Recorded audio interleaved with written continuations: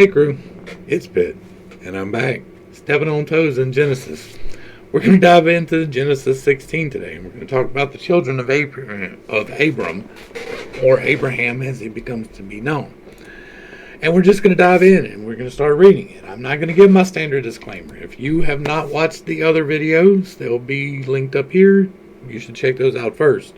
I'm probably going to step on your toes, though. So, Genesis 16, Hagar and Ishmael. Now, Abram's wife Sarai had borne to him no children, but she had an Egyptian maidservant named Hagar. And so Sarai said to Abram, "Look now, the Lord has prevented me from bearing children. Please, go to my maidservant, and perhaps I can build a family by her." Now, there's a lot that could be said already about this, bearing in mind the context of what's already happened between these people. Abram, when he went to Egypt, whored his wife out for livestock. And apparently, they came back from Egypt with this handmaiden. And his wife is like, "Hey, you should hook up with her." It's a very weird situation. Very weird. But Abram listened to the voice of Sarai. So, after he had lived in Canaan for 10 years, his wife Sarai took her Egyptian maidservant Hagar and gave her to Abram to be his wife. And he slept with Hagar, and she conceived. But when Hagar realized that she was pregnant, she began to despise her mistress. So, she got above herself. She's like, "All right, well, I'm the pregnant one. I'm going to have the heir. Who are you? You're just the woman he's been married to and, selling into prostitution." And so she got above herself, and Sarai got mad and said, "Then Sarai came to Abram, 'May the wrong done to me be upon you. I delivered my servant into your arms, and ever since she saw that she was pregnant, she has treated me with contempt. May the Lord judge between you and me.'" So, bearing in mind that this is an amalgamation put together years after the lives of these people, of stories being put together, it's still kind of crazy that this was what they decided needed to go into the book, right? Is she says, "Hey, I can't have children with my servant." And then when the servant gets pregnant, she gets mad at him. Why? You chose that.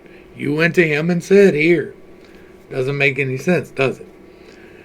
But it plays into justifications for things later. And then Abram says, "Here, the servant is in your hands. Do what you want with her." And then Sarah treated Hagar so harshly that she fled from her. So she was so mean that she ran away. And then the angel of the Lord, found Hagar by a spring of water in the desert, the spring along the road to Shur. "Hagar, servant of Sarai," he said, "where have you come from, and where are you going?" So, angel of the Lord here. We've already talked about how I believe that when we actually see them interacting, it is with these forces, you can call it an angel, you can call it a demon, you can call it an alien, I don't care what you call it, but it is a incarnation, right? And he knows her name, right? Where I want to make sure y'all can see that. So he says, "Hagar, servant of Sarai." So he knows who she is, and then he's like, "Where have you come from?" Like he doesn't know where she came from. And he's like, "What are you going?" Like he doesn't know what she's doing. So it's not God. He recognized her at the spring in the desert. Like he's walking in the desert, and he's like, "Hey, what are you doing here?" "I'm running away from my mistress Sarai." And so the angel of the Lord told her, "Return to your mistress and submit to her authority." And then the angel added, "I will greatly multiply your offspring, so that they will be too numerous to count." The angel of the Lord proceeded, "Behold, you have conceived and will bear a son, and you shall name him Ishmael. For the Lord has heard your cry of affliction. He will be a wild donkey of a man, and his hand will be against everyone, and everyone's hand against him. He will live in hostility towards all his brothers. I don't know about you, but if it was me, if I was in the place of Sarah, right, or Hagar right here, and I had been given to my mistress's husband to impregnate, and then when I got impregnated, I had been severely mistreated. So much so that I ran away despite any penalties that may take place. And we don't know what those penalties are, but I'm sure there was a penalty for running away. And so you run across this guy in the desert, and he tells you, go back into your captivity because you're going to have a kid, right? And he's going to be a wild child, and everyone's going to hate him, and he's going to hate everyone, and he's going to be in hostility towards all of his brothers. So you should definitely carry your ass back to them tents. Does that make sense to you? Like, that doesn't make any sense. Why would you go back? Oh, so you're telling me that if I go back, my child is going to live in hostility with all of his brothers. Why would you go back? That doesn't make any sense. You wouldn't go back. You're already running away. He's not threatening to drag you back. He's telling you to go back. You can say no. I'm not. I'm going to go out in the desert. You see what I'm saying? But no. Go back. No problem. And so Hagar gave this name to the Lord who had spoken to her. You are the God who sees me. For she said, here I have seen the one who sees me. Therefore the well was called Bir Ahol-Roi. It is located between Kadesh and Bered. And Hagar bore Abram a son, and Abram gave the name Ishmael to the son she had born. And Abram was 86 years old when Hagar bore Ishmael to him. Now, if you're not familiar, the prophet Muhammad is said to be a descendant of Ishmael. Right? This is where the split between the Israelis and the Mohammedans comes into being, is from here. This is the justification for the thousands of years of hate that we've got. This is where it's justified at, is in this book, right here. And then when Abram was 99 years old, so he was 86 years old when he had Ishmael. So when Ishmael was, 13? Abraham had the angel appear, and he was 99 years old when the Lord appeared to him and said, I am God Almighty. Walk before me and be blameless, and I will establish my covenant between me and you, and I will multiply you exceedingly. Well, there's already a covenant in place, the covenant of the rainbow, with his great-grandfather. I think it was great-grandfather. It was a few generations. I think it may have even been 7 or 9. Anyway, with Noah. He's still operating on the Noah covenant at this point. But this is a new covenant. Despite the fact that they just made a whole new covenant whenever he sacrificed the animals for the first time ever being required last week or yesterday. And so he's like, I made you a father. This will be my covenant for you. You will be the father of many nations. No longer will you be called Abram, but your name will be Abraham. For I have made you a father of many nations. And I will make you exceedingly fruitful. I will make nations of you, and kings will descend from you. I will establish my covenant and an everlasting covenant between me and you and your descendants after you, to be your God and the God of your descendants after you. And to you and your descendants I will give the land where you are residing, all the land of Canaan, as an eternal possession, and I will be their God. Which was, the covenant that we did a while ago with the sacrifice. But now we've got a new one, right? And God also said to Abraham, you must keep my covenant, you and your descendants in the generations after you. This is my covenant with you and your descendants after you, which you are to keep. Every male among you must be circumcised. You are to circumcise the flesh of your foreskin, and this will be a sign of the covenant between me and you. Now, I'm not going to get into the argument for or against circumcision, but it is an awful strange requirement. Like, I can understand requiring a grown person, possibly, to make the type of sacrifice that this would be.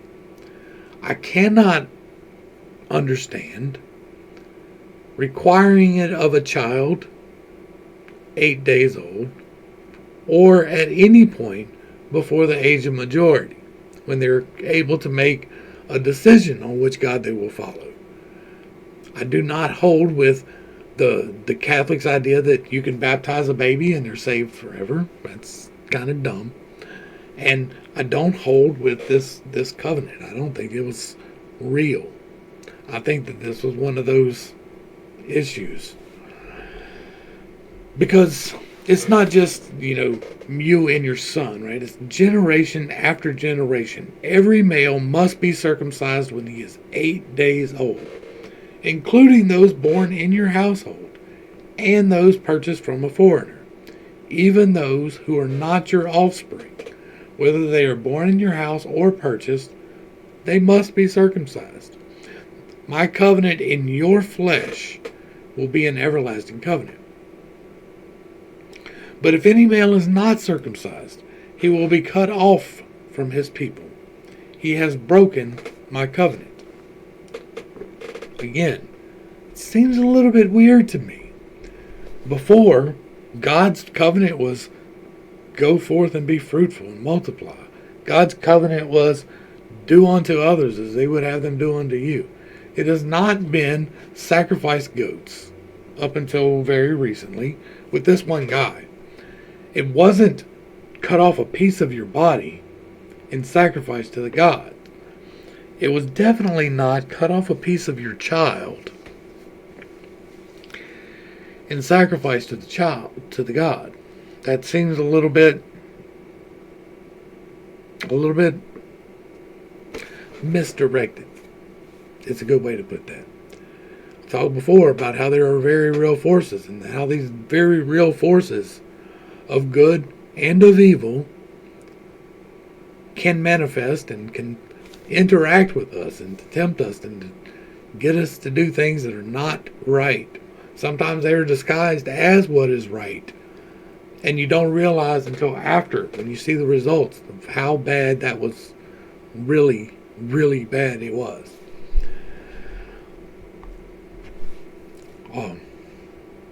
He has broken my covenant. And then God said to Abraham, as for Sarai, your wife, do not call her Sarai, for her name is to be Sarah. And I will bless her, and I will surely give you a son by her. I will bless her, and she will be the mother of nations. Kings of peoples will descend from her. And Abram fell face down, and then he laughed and said to himself, Can a child be born to a man who is 100 years old? Can Sarah give birth at the age of 90? And Abraham said to God, Oh, that Ishmael might live under your blessing. So he's trying to bless his firstborn child here. And God's like, nope. God replied, Your wife Sarah will indeed bear you a son, and you are to name him Isaac. And I will establish my covenant with him as an everlasting covenant for his descendants after him.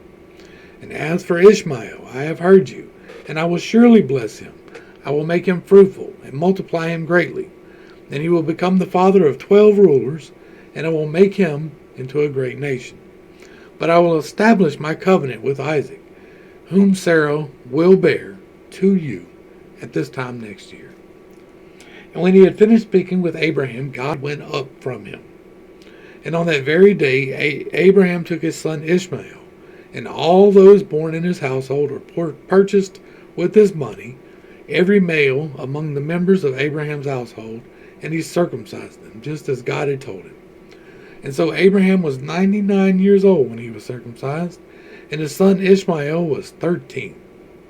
And Abraham and his son Ishmael were circumcised on the same day. And all the men of Abraham's household, both servants born in his household and those purchased from foreigners, were circumcised with him. Yeah. So he's trying to bless his son that he was coerced into conceiving with his servant. And God is like, no, we are not going to bless your first son. Like, we've already cursed the third son of somebody that offended us. So now we're going to bless the second son and just never mind the first son. We're just going to let that ride. It's going to be okay. And you're going to have a lot of kids. So don't worry. It's going to be okay. There's going to be 12 kids, right? It's an interesting number. But the 13th is going to be, well, not the 13th. On that very day, Abraham took his son Ishmael. I'm in the wrong spot. The son Isaac is going to be the one who inherits, the one who is blessed, the one who is to carry on the lineage. Not the first son, but the second son. Despite the fact that there's been no marital fidelity in this relationship, right? This is not a blessed marriage, like in any way, shape, or form. Like they've lived through poverty, they lived through all of these issues. They go from place to place. They went to Egypt, and he whores out his wife, and they come back from Egypt, and she gives him her maid, and it's like this whole cesspool of things. And yeah, like, and that's just what the book's telling us, right? Like this isn't me reading extra into that. Like maybe I did add some supposition into there about, the beings, and it's not being the Lord, but like that's what it's saying. It's like saying first the covenant is just go and do right, and then all of a sudden you've got to have a sacrifice for the covenant, and then all of a sudden it has to be a piece of your body, and then all of a sudden it's got to be a piece of your child's body at 8 days old. That just doesn't make sense, like on any level. Genesis 18. And then the Lord appeared to Abram by the oaks of Mamre in the heat of the day, while he was sitting at the entrance to his tent. And Abram looked up and saw 3 men standing nearby. And when he saw them, he ran to the entrance of his tent to meet them, and bowed low to the ground. My Lord, said Abram, I have found favor in your sight. Please do not pass your servant by. Let a little water be brought, that you may wash your feet, and rest yourself under the tree. And I will bring a bit of bread, so that you may refresh yourselves. This is why you have passed your servant's way, and after that you may continue on your way. Yes, they replied, you may do as you said. All right, so these 3 men are not men, right?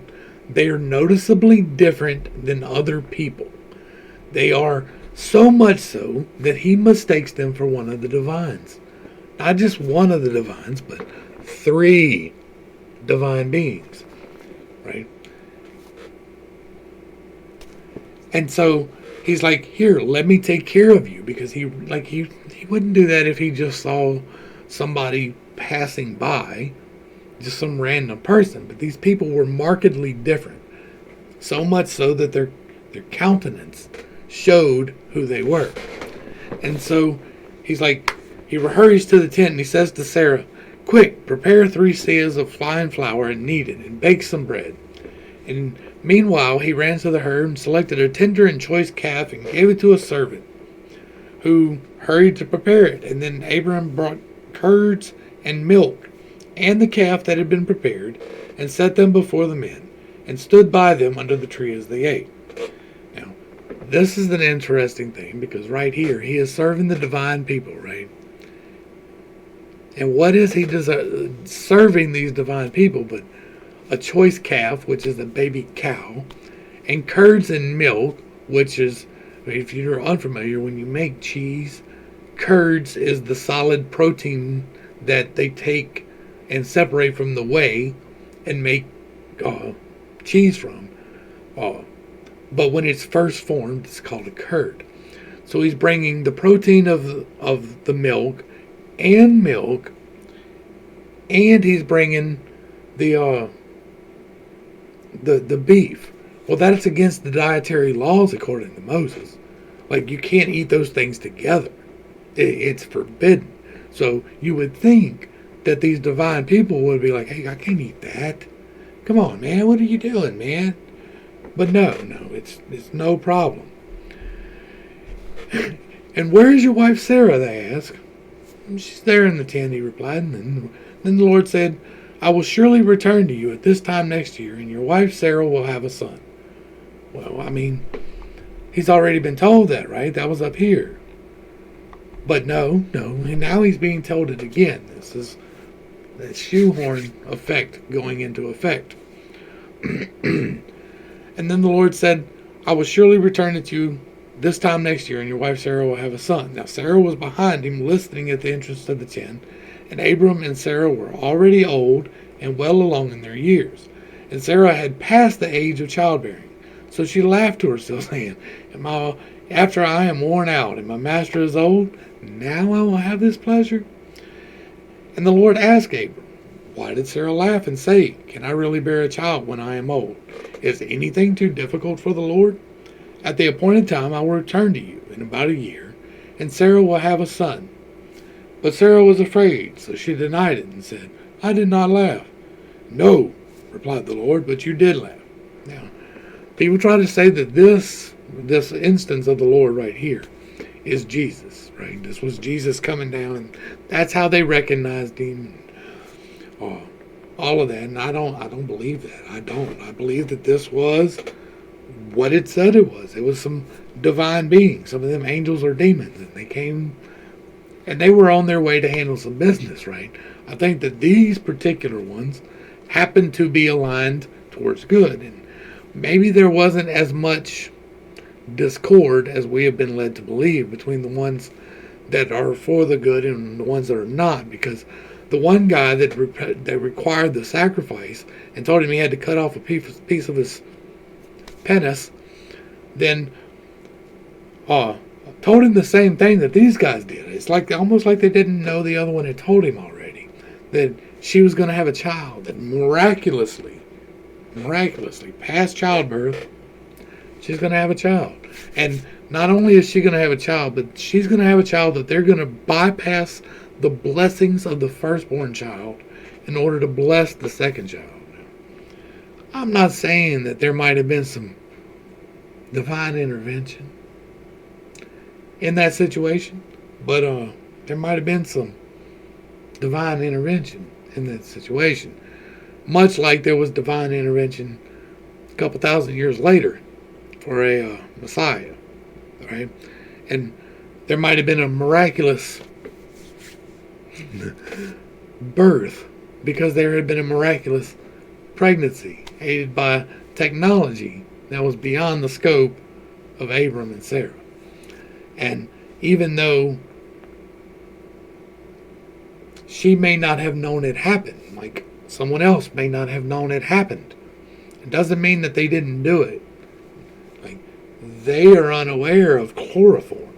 They are unaware of anything that would put somebody to sleep. We could stick you today and you wouldn't even notice it with a needle, and you would pass out, and they could inject whatever and you would wind up pregnant, right? Maybe they just injected a whole fetus, right? Already fertilized and already ready to go, and injected it into her, and it wasn't either one of their seeds. That's a possibility. Maybe they took the seed of the two and mixed it and then stuck it in there to make sure it came out to be what they wanted coming out of that. We'll never know, but it makes more sense than what we read in this. I've done from Abraham interceding from Sodom through the story of Sodom. I have that elsewhere. If you want to check that out, it's in the Bible, but in the Bible study. So we're not going to cover that right now. We're going to pick back up right quick in Genesis 20, because the whole story of Sodom takes place while Sarah is pregnant, right? In the year between when he says, I will be here, and when I come back, you will have a child. Now, this part takes place then. Now, Abraham journeyed from there to the region of the Negev and settled between Kadesh and Shur. We've talked before about where that's at. I don't have Google Earth pulled up. I'm not going to bother doing it now. It's in the region of the Negev, which is south and west of Jerusalem. And Abram said of his wife Sarah, she's my sister. So Abimelech, king of Gerar, had Sarah brought to him. This seems familiar. One night, however, God came to Abimelech in a dream and told him, "You are as good as dead because of the woman you have taken, for she is a married woman." Now, Abimelech had not gone near her, so he replied, "Lord, would you destroy a nation even though it is innocent? Didn't Abraham tell me she is my sister?" And she herself said, "He is my brother. I have done this in the integrity of my heart and the innocence of my hands." And then God said to Abimelech in the dream, "Yes, I know that you did this with a clear conscience, and so I have kept you from sinning against me. And this is why I did not let you touch her. Now, return the man's wife, for he is a prophet. He will pray for you and you will live. But if you do not restore her, be aware you will surely die, you and all who belong to you." So once again, we have Abraham. This time, his name has been changed for some reason as he got a little bit closer to Egypt. His name and her name changed for some reason. And it's a little less recognizable, but it's easy enough to respond to if it was called. And so he's done it again. He's whored out his wife. He's like, "Hey, tell him you're my sister. This worked for us in Egypt, and we got all of this stuff." Well, now times are getting tight again, because apparently he's a great steward. And times are getting tight again, and here we are again. And this time, the Lord intervenes, because they have told her that she's going to wind up pregnant. Well, she can't go and sleep with somebody and then wind up pregnant with Abraham's child, right? So, hold on, you can't do this. And she's like, "Well, I didn't touch her." And he's like, "Oh, okay. Yeah, I knew that. I kept you from doing that." Hey, this book is really a study on narcissism in a way. And then early the next morning, Abimelech got up and summoned all of his servants. And when he described to them all that had happened, the men were terrified. And then Abimelech called Abraham and said, "What have you done to us? How have I sinned against you, that you have brought such tremendous guilt upon me and my kingdom?" Because remember, there was already a God Most High. There was already a priest of the God Most High in this area. These people were already worshiping God, separate from Abraham. Why? How have I sinned against you that you have brought such tremendous guilt upon me and my kingdom? You have done things to me that should not be done. Abimelech also asked Abram, "What prompted you to do such a thing?" And Abram replied, "I thought to myself, surely there is no fear of God in this place." Why? Why would you say that? Because the priest of Salem, which is right next door, came and blessed you after the battle just a couple of years ago. So obviously this place lives in the fear of the Lord. Surely there's no fear of God in this place. They will kill me on account of my wife. Besides, she really is my sister, the daughter of my father, though not the daughter of my mother, and she became my wife. So when God had me journey from my father's house, I said to Sarah, "This is how you can show your loyalty to me. Wherever we go, say of me, he is my brother." Now this is really interesting, because now we know why he had to leave his father's lands, why he had to go so far across the desert into the lands of Ham and his descendants. It was because he was taking to wife his sister.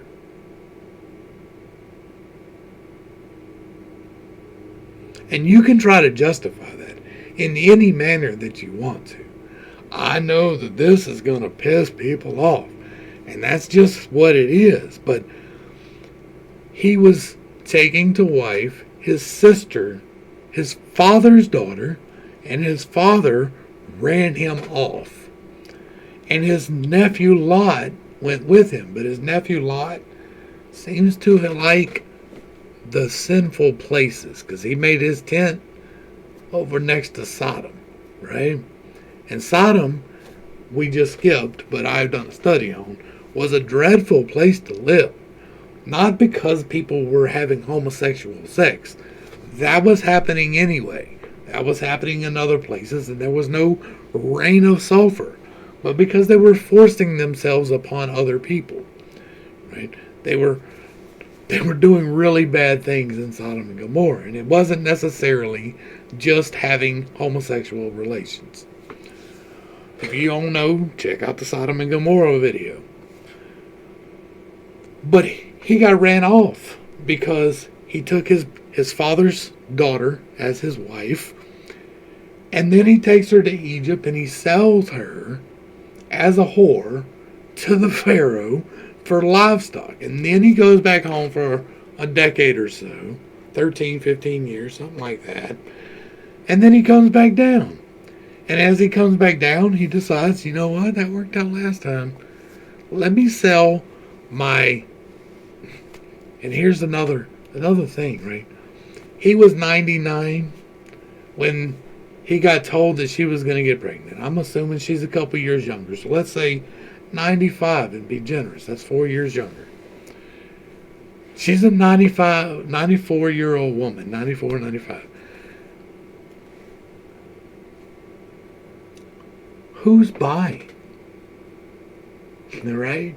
Like, who's buying that? Like, nobody's going to pay for a 90-year-old woman. Like, it's just not going to happen, right? Especially the ruler of a kingdom, right? So we've got some age wonkiness going on, and you can say, well, they lived a long time, and that's true. If you take the story as it is written, they lived a very long time, but these people were slowly progressing to shorter lifespans. And the entirety of a lifespan was set to 120 years. And this is about where it catches up with them. So they're close to death right now. They're old people right now. So Abimelech brought sheep and cattle, men servants and maidservants, and gave them to Abraham, and restored his wife Sarah to him. And Abimelech said, look, my land is before you. Settle wherever you please. And he said to Sarah, see, I am giving your brother 1,000 pieces of silver. It is your vindication before all who are with you. You're completely cleared. And then Abram prayed to God, and God healed Abimelech and his wife and his maidservants so that they could again bear children. For on account of Abraham's wife Sarah, the Lord had completely closed all the wombs of Abimelech's household. Okay, so we're not even going to get into her having the baby yet. That will be on the next one. But so far, what we've seen has been pretty daggum crazy, right? Like I told y'all, there's some disturbing stuff in here. We found out that Abraham ran off with his sister, was probably chased out of his father's lands with his sister, and told her that she had to prove her loyalty by sleeping with other men. That's narcissism right there. That is a narcissistic relationship. How dare you think that you are entitled to your spouse sleeping with someone else? Like, it is a blessing if they sleep with you, but you have zero right to demand them to sleep with someone else. Period. But this was not a healthy, wholesome relationship. There was no reason why God would bless these people. Like, if I was a just and righteous God, this is not the people I'm picking. Right? But if I was writing a book and I needed that book to justify my people taking over a land, then I would write a history like this. Like, look at our history here in the States. There's a whole lot of stuff that has been washed over, just smeared out. And this was Moses writing a history. Not only did he set his line above the line of Ishmael, which is the Prophet Muhammad's line, but he's doing it in a blatantly unjust manner, a blatantly corrupt manner.